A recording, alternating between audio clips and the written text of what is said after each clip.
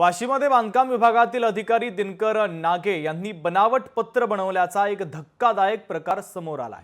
सामाजिक कार्यकर्त्याच्या नावाचं बनावट पत्र बनवत वरिष्ठ कार्यालयाला पाठवलं।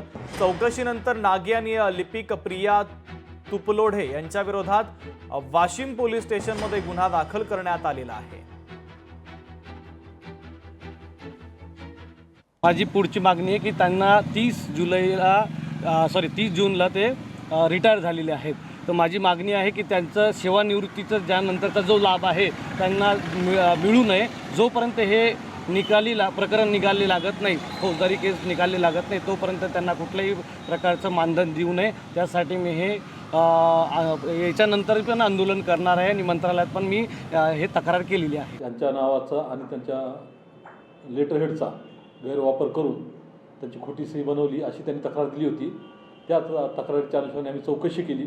चौकशीमध्ये PWDचे सेवानिवृत्त अभियंता दिनकर नागे आणि त्यांचे एक सहकारी त्याच्या कार्यालयातील यांच्याविरुद्ध पोलीस स्टेशन येथे खोटी कागदपत्र बनवणे, त्याचा वापर करणे याबद्दल गुन्हा दाखल झालेला आहे। सदर गुन्ह्याचा तपास सुरू आहे।